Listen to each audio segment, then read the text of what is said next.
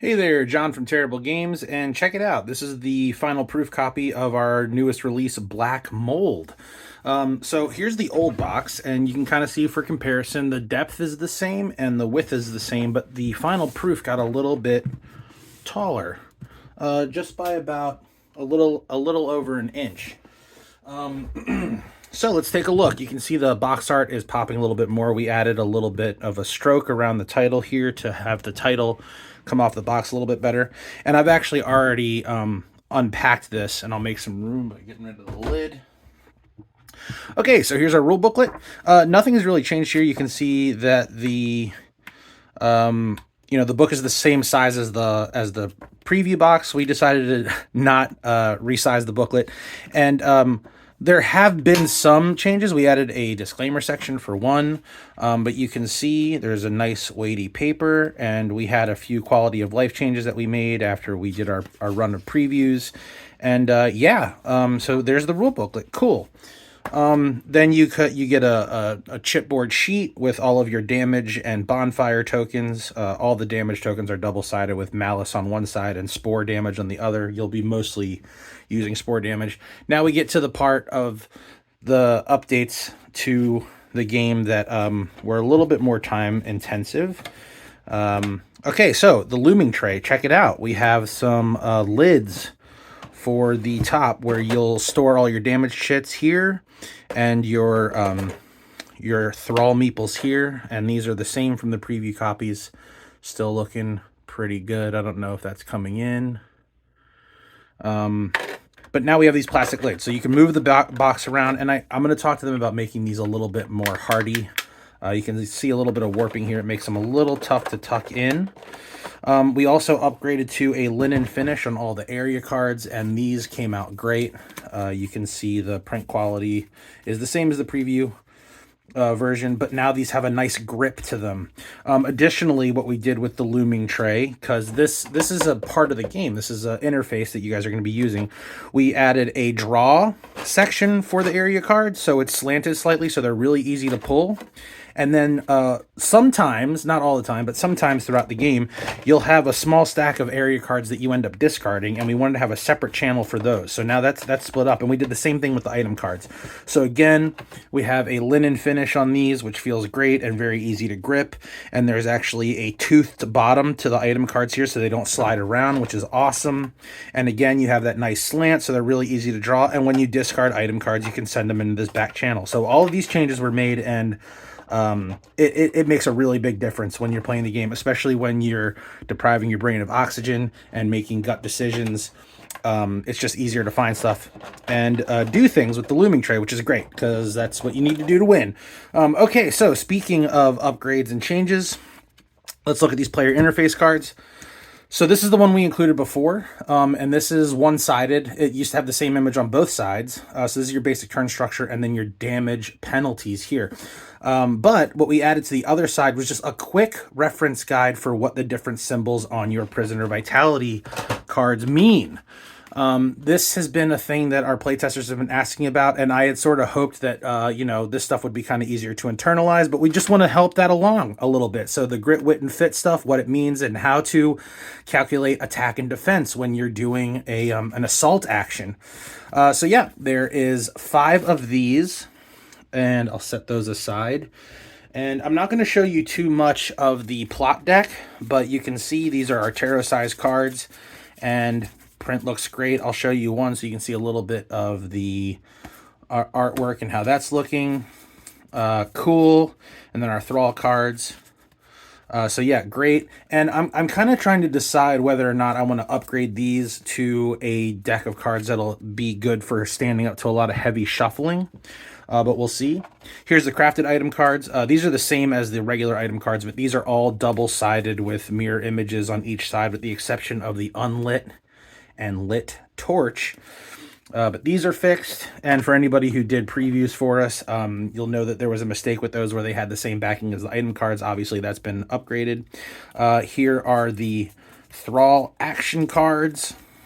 And I would love to hear anybody's opinion about having like mixed texture cards, like some cards being linen finish and some not.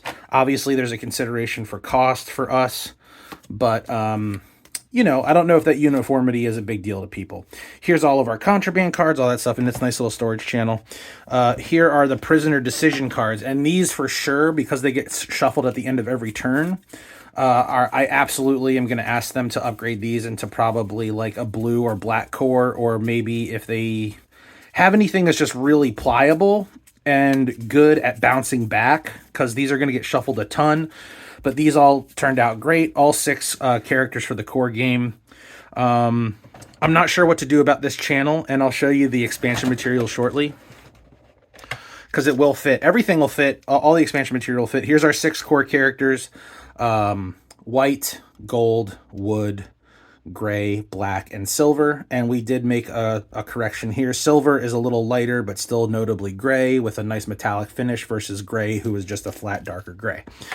And of course, our nifty all black sand timer, probably one of my favorite things. And now let's take a look at the prisoner cards. All of the core prisoners are here and ready to make their escape. Everything's looking good there. These are good, and these don't see a ton of heavy play. If there is a cost concern, I probably wouldn't want to spend too much dough on upgrading every copy for the prisoner cards, because they kind of work as just like a player board. Okay. Oh yeah, so the looming tray. Let's go back to this really quick. So one thing we changed is we changed the shape of this dice channel, and I kind of love this. It's curved because when you store the game, the plot cards go in here. And before, they were just really hard to get out. So we created some more room so that in the respective storage, the plot cards store really easily. And they're also fairly simple to get out. You just have to scoop to one side and you can take them out. But for rolling, it's also great. There are clear outcomes here. And you can reach back in pretty easily and just scoop along the side.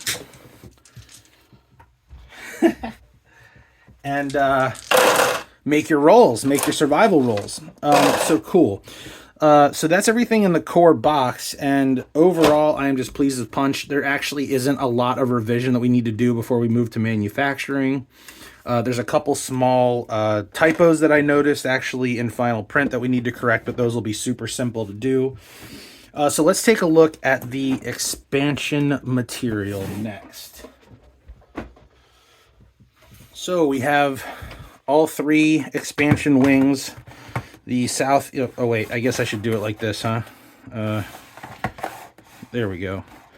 So the north wing would be the main game, and then you also have these expansion wings, and each of these includes just new characters to add. So in the initial game, or in the core copy of the game, you get 6 playable characters, and we're going to go ahead and take a look at the west wing first.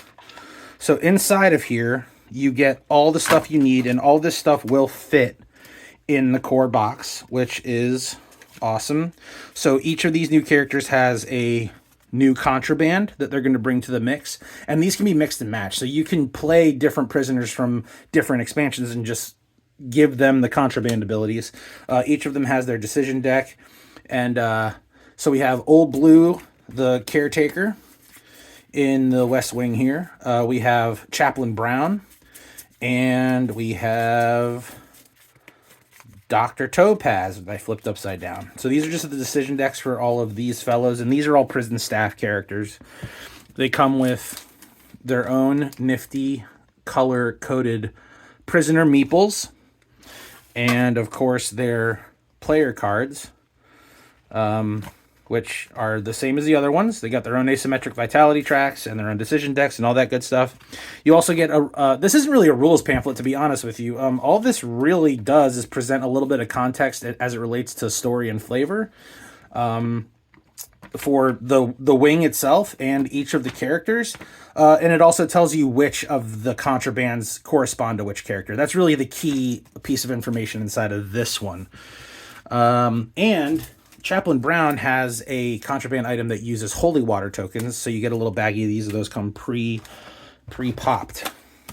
So now we'll take a look at the south wing, and this is one of my favorites. Oh geez, I've obviously unpacked all this stuff. When you receive the actual rewards, all of these cards will be